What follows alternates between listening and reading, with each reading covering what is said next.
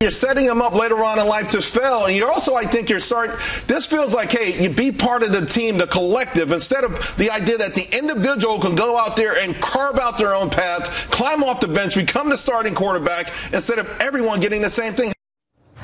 Well, that was me earlier today on Your Will, filling in for Neil. You know, Pittsburgh Steelers linebacker James Harrison, who, by the way, knows a thing or two about overcoming small size and winning. The guy won 2 Super Bowl rings as an undersized player in the toughest position in the sport. Well, now he wants to pass that feeling along of achievement to his own kids. Harrison says that he will return trophies that his sons received from a local athletic event for, quote, their participation. Look at those things. Now, Harrison took to social media saying these trophies will be given back until they earn a real trophy. Sometimes your best is not enough, and that should drive you to want more.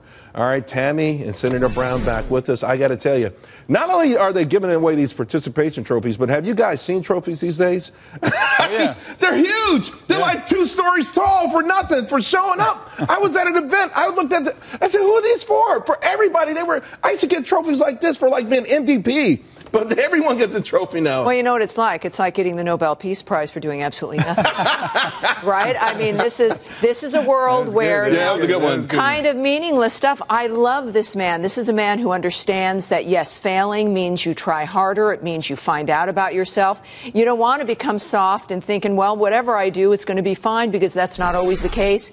This is a magnificent father, but born of his own experience and understanding how difficult it is and how you become better people with competition. But Senator Brown, this is the country we're in right now, because you hear the words that trip off President Obama's lips all the time. Fair, fair, fair. It's not fair, fair, fair. And somehow the notion of fair is that everybody gets the same thing, or we determine the outcomes for everyone. Or if you're actually doing well, you need to share your success with others. I mean, that is the mentality. And I think it really depends on the individual and in the individual family. In this instance, he felt it was appropriate. I don't necessarily disagree with him.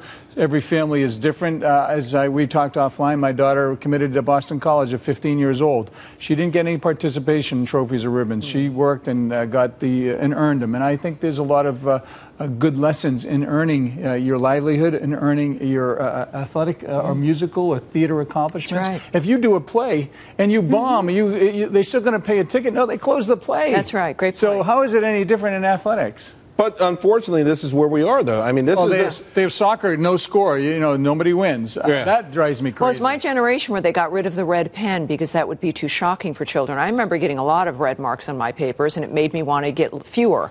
So when it started to do that, we didn't want to hurt kids' feelings. It's a very strange place, and now we're seeing the result of it. A lot of, we've got a couple of generations now that don't know how to compete and think that something's owed to them when they've done nothing. And they don't know how to deal with failure, Charles, either. That's the point. But what about parents? I got to tell you something. These watered-down curriculums, we talk about college, we talk about foreigners, we can talk about all of that stuff all we want.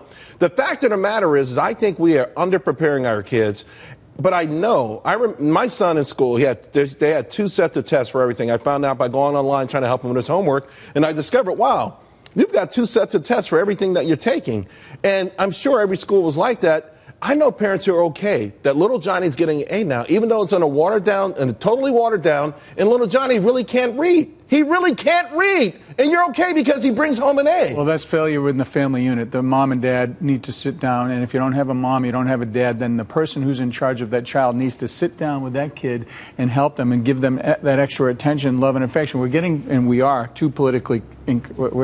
too politically correct. I mean, there is going to be failure. Some kids are going to fail. Although we don't hear as much outrage. I mean, that's why when someone like a James Harrison says this, it makes news, because not enough parents are saying it. Well, and because maybe they've not heard it before themselves. This is as a great role model, as an example of like, hey, we can do better, we deserve better. In New York, I've got to learn more about the system here, being a newbie, but kids can opt out of tests in this city, apparently. And when I read that, it was an extraordinary revelation. But parents should not want them to, because the world remains competitive. I went to a school for bad kids who weren't doing well. You're still bad. Let me tell you something. Now you're doing well. They don't even have a bell, because it might offend the kids. Yeah. Whenever they think it's time to leave, they get up and go. Now tell me how the hell we're helping those kids. Man. All right, guys, thanks a lot. Get our act together, Charles. That's right.